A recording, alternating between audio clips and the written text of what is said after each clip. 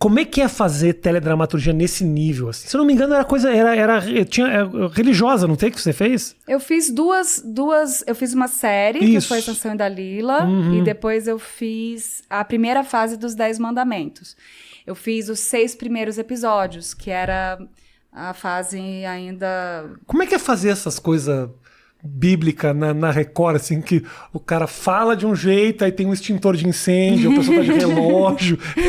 Eu tô numa época aqui, quando desliga, eu ligo meu celular, mando um WhatsApp pra alguém. Eu acho que a gente... É trabalho, né, como qualquer outro, e a gente tem lá tentar entender um pouco a época, mas também entender que o que a gente tem de registro é também sempre o que se via sobre aquela época, assim, se você for estudar, assim, por exemplo, a Cleópatra, a gente estava falando sobre isso, né, até em questão, na minha faculdade, tradução, pensar em imagem, a imagem da Cleópatra. Se você bota ali no Google, imagem da Cleópatra, você vai ver diversas Cleópatras. Dependendo da Cleópatra, da época que você vai ver, ela tá uma Cleópatra meio anos 60, meio anos 20, meio não sei o quê. Então depende... Diferentes leituras da Cleópatra. Claro, porque depende muito da época que você tá fazendo, né? Assim, isso tô falando porque são coisas que a gente não tem um registro, né, tão próximo. A gente tem algumas coisas, mas ainda era... Né, não tinha tridimensionalidade, não tinha claro, ponto de fuga, não tinha, sabe? Então, assim, a gente tem ainda uma certa restrição em relação a exatamente como eram essas figuras e tal. Mas eu acho que tem isso, né? Tem essa questão de ser o trabalho. Para mim, eu fiz... No caso, como eu não seguia as novelas que foram mais longas, então tem um certo desgaste nesse sentido, qualquer novela, por conta de ser muitos capítulos, eu fiz 2 minisséries. E foi um trabalho que eu adorei fazer.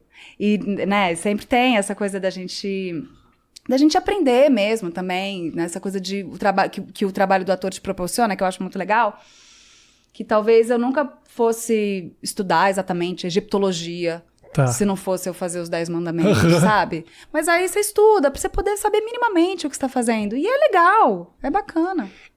Quando deu a novela do Jesus, me consultaram.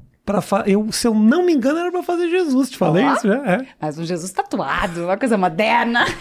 É a nova leitura de Jesus. Um Jesus 2021, né? Por que não? Eu tenho certeza que Jesus tinha mais ou menos a minha cara. Judeu, narigudo, feio, alto, magro. Eu seria um excelente... E eu teria feito... Olha, Record, você perdeu, porque eu teria aceitado muito fazer Jesus. Nossa! Mas ia dar um trabalho pras maquiadoras e maquiadores, hein? E pra assessoria de imprensa, pra limpar as merdas que Jesus fez antes de gravar a novela. Nossa! Calma aí, esse cara tá fazendo Jesus. Mas eu achava genial, assim, cara, essas criações, porque eles têm um know-how muito grande que é criar também essas imagens, porque elas sabem o que esse público consome e quem é o Jesus que esse público conhece. Entendeu? Então, a leitura da história é uma leitura que eles estão acostumados nas igrejas, assim. Eles sabem como as pessoas veem isso. Essas personagens, elas têm uma certa... elas já são um pouco...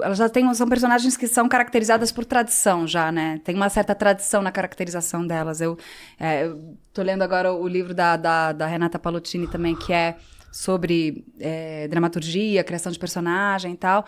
E aí tem um momento do livro que ela fala sobre personagens de tradição. Então você pega o Jesus, ele tem uma tradição de personalidade e até por conta de todo... Ai, desculpa. Tem problema. Mas por conta de questões...